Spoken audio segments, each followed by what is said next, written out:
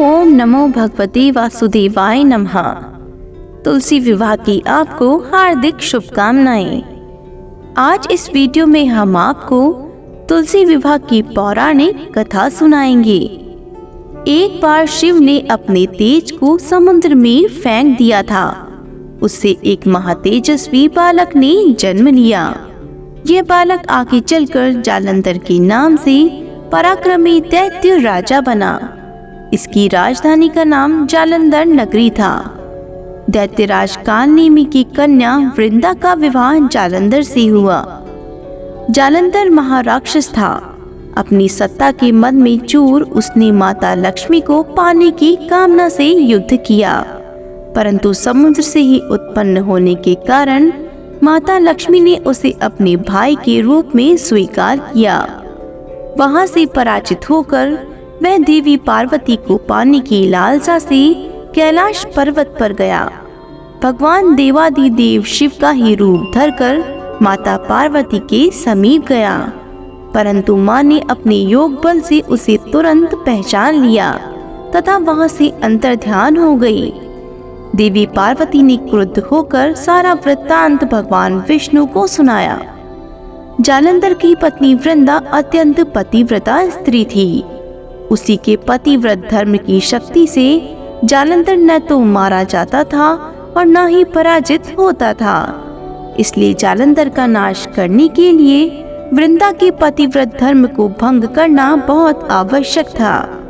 इसी कारण भगवान विष्णु ऋषि का वेश धारण कर वन में जा पहुँचे, जहाँ वृंदा अकेली भ्रमण कर रही थी। भगवान के साथ दो मायावी राक्षस भी थे, जिन्हें देखकर वृंदा भयभीत हो गई। ऋषि ने वृंदा के सामने पल में दोनों को भस्म कर दिया।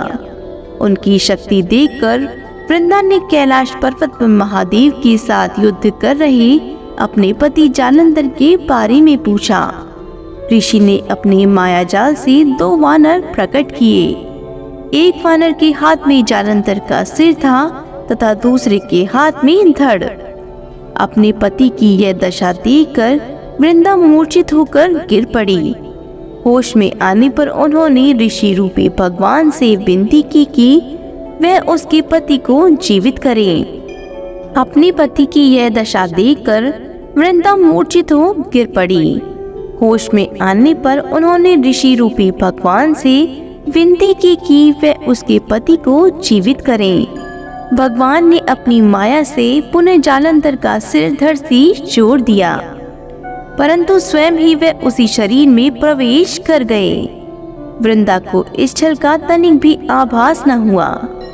जालंधर बने भगवान के साथ वृंदा पतिव्रता का व्यवहार करने लगी, जिससे उसका सतीत्व भंग हो गया।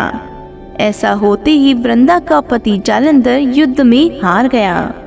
इस सारी लीला का जब वृंदा को पता चला तो उसने क्रुद्ध होकर भगवान विष्णु को हृदयहीन शिला होने का श्राप दे दिया।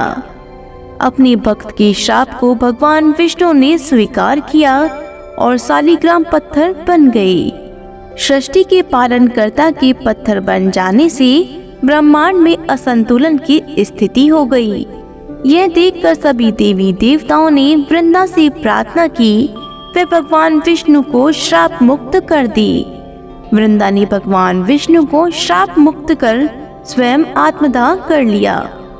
जहाँ वृंदा भस्म हुई वहाँ तुलसी का पौधा उगा।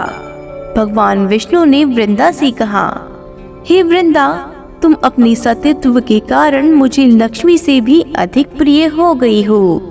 अब तुम तुलसी के रूप में सदा मेरे साथ रहोगी।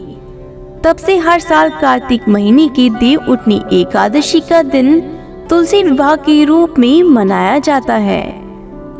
जो मनुष्य मेरे शालिग्राम रूप के साथ तुलसी का विवाह करेगा उसे इस लोक और परलोक में विपुल यश प्राप्त होगा। उसी दैत्य जालंधर की यह भूमि जालंधर नाम से विख्यात है। जिस घर में तुलसी होती है वहाँ यम के दूत भी असमय नहीं जा सकते। मृत्यु के समय जिसके प्राण मंजरी रहित तुलसी और गंगा जल मुख में रखकर निकल जाते हैं, वह पापों से मुक्त होकर वैकुंठ धाम को प्राप्त होता है। जो मनुष्य तुलसी व आंवलाओं की छाया में पितरों का श्राद्ध करता है उसके पितृ मोक्ष को प्राप्त हो जाते हैं। बोलो तुलसा महारानी की जय हो, विष्णु भगवान की जय हो। आशा करते हैं कि आपको हमारी कहानी पसंद आई होगी। इसी तरह की और भी कथा और कहानियों को सुनने के लिए हमारे चैनल को सब्सक्राइब जरूर करें और कमेंट बॉक्स में जय हो तुलसी माता की लिखना बिल्कुल भी न भूलें।